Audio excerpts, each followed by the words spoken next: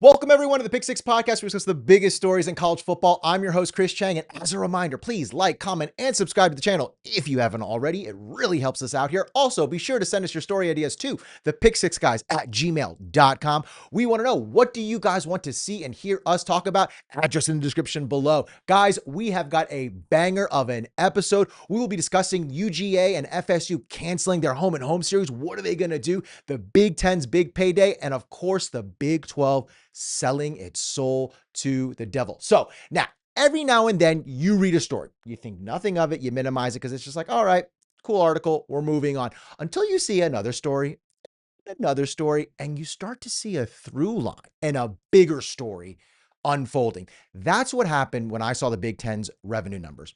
Cool numbers, right? They got some money. They got lots of money. Let's just be frank, right? But then a day later or two, the Big 12 announces it'll be the first conference to enter into private capital deal. Okay, slightly alarming, a little worried, but also semi-expected. This has kind of been in the grumblings in college football for the last couple months. And then finally, I went back and remembered this Duke Amazon story that was announced last week.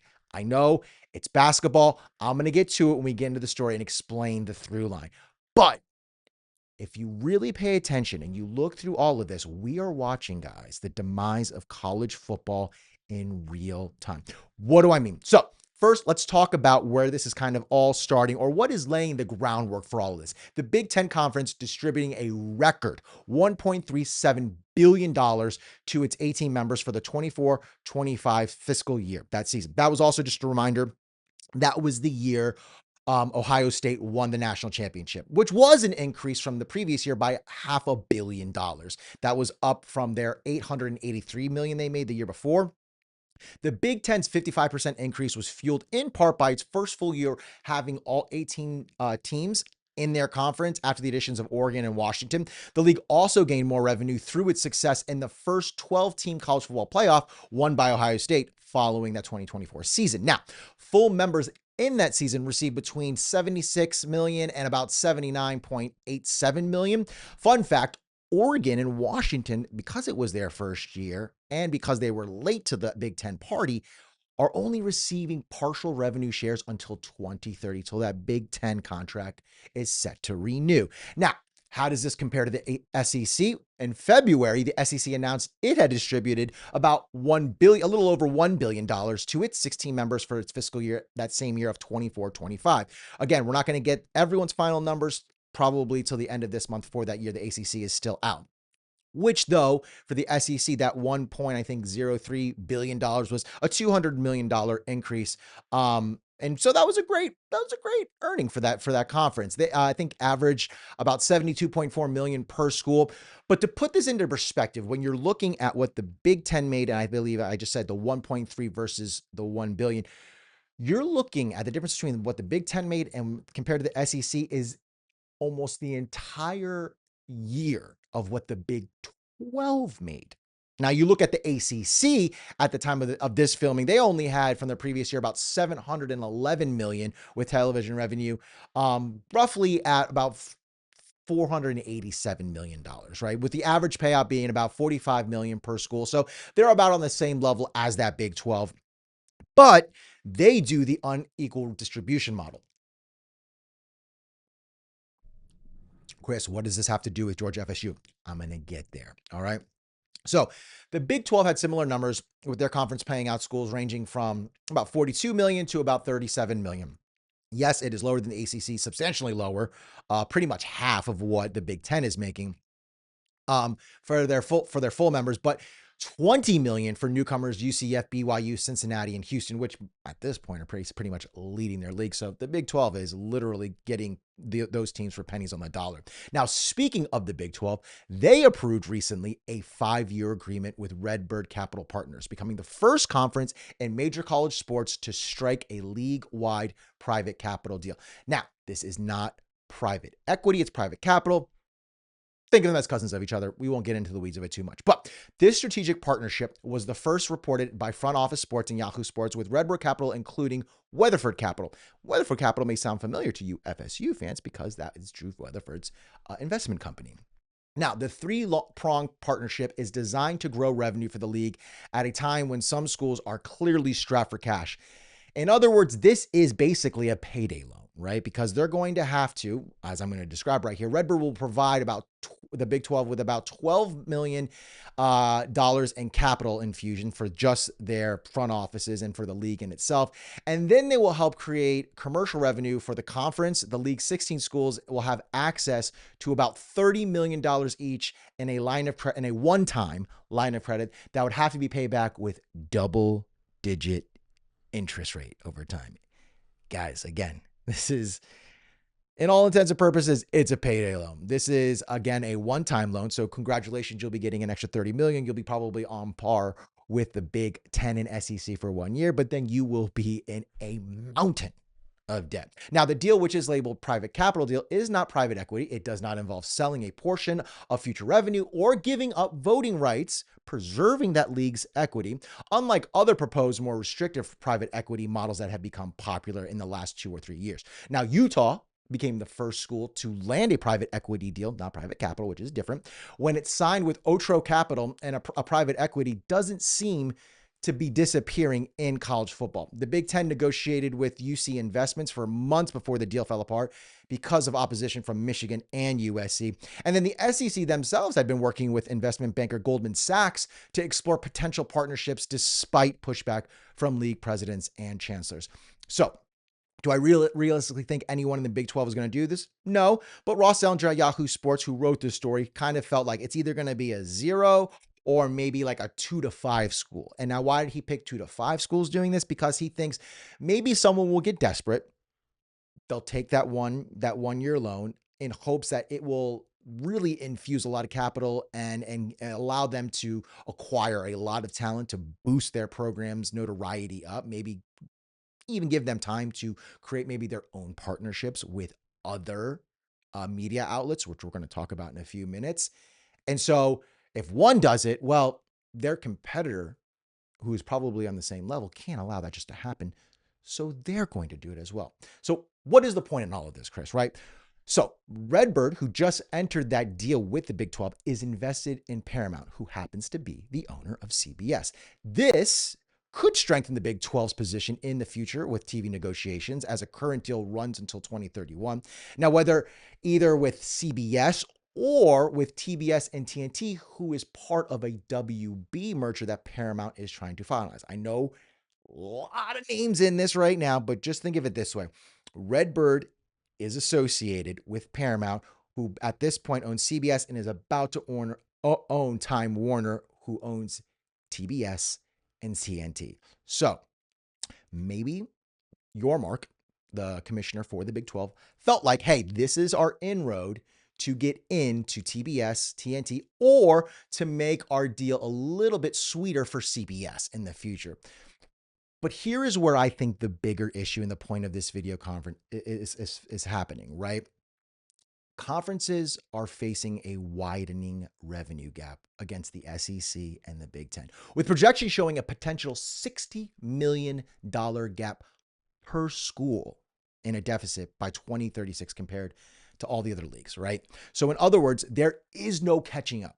It will either require substantial, radical changes to the payout model in college football as we know it, or we will see dozens of programs fall by the wayside, fade into obscurity, or at best find themselves relegated to a lower league. They're basically going to get kicked out. And this just isn't a problem for the Big 12. As we mentioned earlier, the SEC, or excuse me, the ACC is in almost the exact same boat, and they know it. How do I know that they know it? Because Amazon and Duke, like I was mentioning earlier, have recently entered into a 3-game streaming deal, right? This would allow 3 marquee out-of-conference basketball games in the 2027 to be featured on Amazon Prime. The games include UConn, that is going to take place on November 25th in Las Vegas, playing against the reigning champions in Michigan at Madison Square Garden, and against Gonzaga in Detroit, right? Now, little peek behind the curtain. Duke is part of the ACC. The ACC has a deal with ESPN. How did they get into this deal with Amazon? Well, here's the thing. ESPN's not stupid.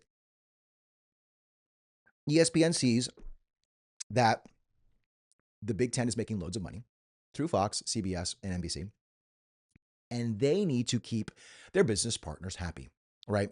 And so what they did was they gave permission to Duke to, foster this relationship and to secure this deal.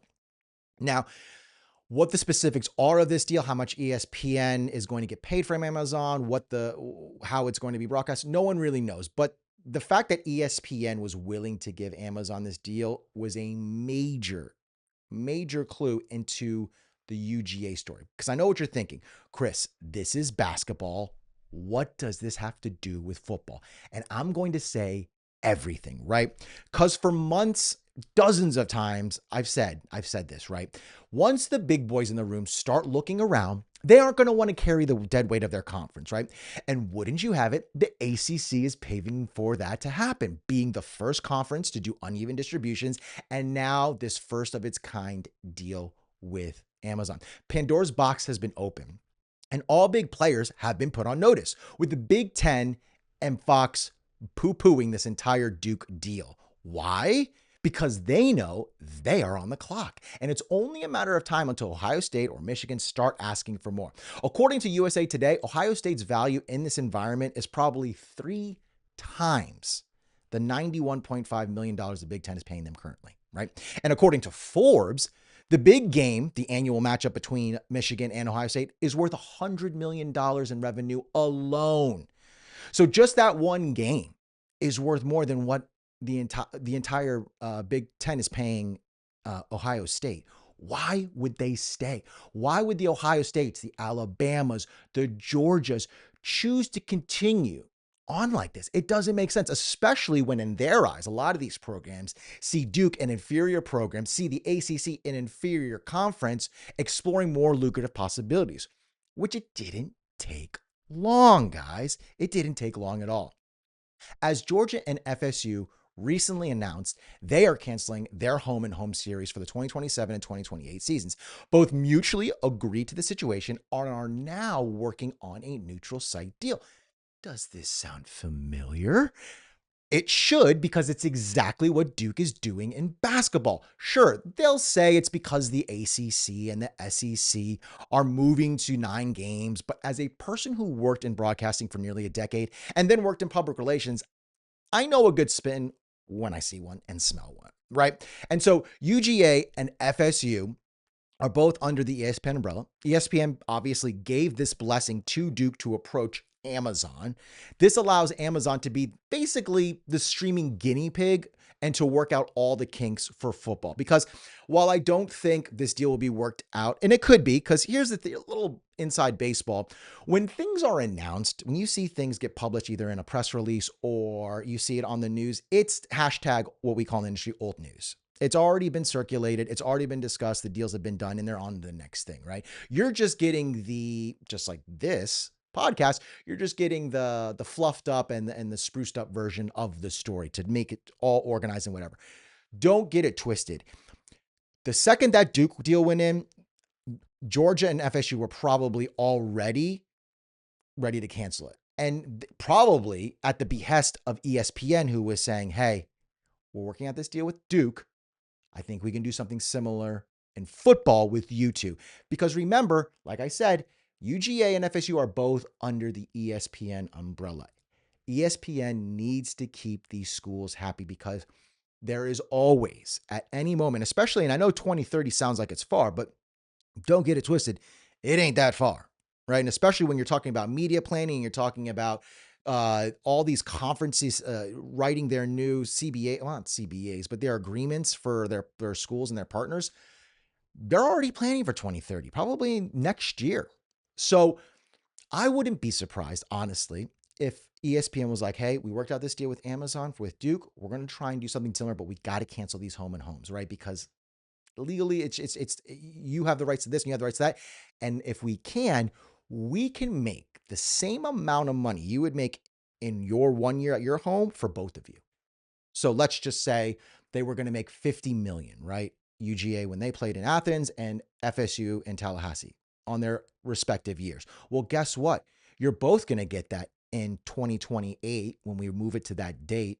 And then in 2029, when we move it to another neutral site, and maybe they'll do what FSU did with LSU, where they did one in Louisiana and then one in Florida in Orlando. Maybe they'll do the Mercedes-Benz Dome in Atlanta, and then maybe do something in Jacksonville when Jacksonville finishes their stadium, because I think they should be done pretty soon. This is where I think we are going with college football, right? Don't be surprised.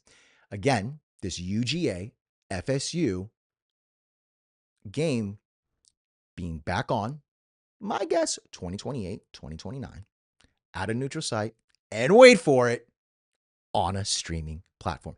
Again, ESPN is in desperate need to try and keep these teams in-house. And they know that FSU was trying to leave the ACC. And how do you do that? You say, hey, we're going to give you the amount of money you would have made in 2 years in 1 year. And you need the money. You need it desperately. Why do you think they're not firing Mike Norvell? Okay, we've heard it. They're already strapped for cash with their new, that they just finished their new stadium renovations, right? So for me, I think this is an opportunity to start laying the groundwork for multiple deals with streamers while not incurring any costs. ESPN is, I mean, again, maybe this is my tinfoil hat there. I think they're trying to get ahead of the curve. They know that, if they license the TV rights out, Amazon or Netflix will get to host it, and lots and lots and lots of data can be gathered to make a big revenue deal for the SEC, and possibly the ACC should it remain intact in that 2031 year. I think it's either that, or we'll discuss in another video. Maybe they blow the whole system up, and this is the spark, the catalyst to blowing up college football as we know it. This is why I think this is, as far as I'm concerned, the end of college football as we know it in terms of the SEC, ACC. I think we're going to go. I think this is the first brick in us moving towards a super league. It's only a matter of time. Again, why would Ohio State want to get paid the same as Purdue? Why? It doesn't make any sense. Why would Georgia want to get paid the same as Mississippi State? I know what you're going to think. There's strength in numbers. Trust me. When Alabama, Georgia, Tennessee, Florida, LSU all say, hey, we're leaving and we're going to team up with Michigan, Oregon, USC, Penn State, and Ohio State. We have our own 10 leagues, 10-team super league. And then whatever suitors would like to join us that we deem appropriate and elite enough, come join us. And then guess what? You've got the Miamis, the Florida States, the Clemsons leaving the ACC to join this Super League. I'm telling you, it's only a matter of time. This is not crazy talk. I don't think so. Maybe it is. But guys, we have got another one in the books. Let me know, was I off? Did I nail it? Is my tinfoil hat on too tight? Right? Or do you think I'm really onto something? Let me know in the comments below. Let me know what else you'd like me to cover. Thank you all for watching. Until next week, be good, y'all. Win the weekend. And as always, go Canes.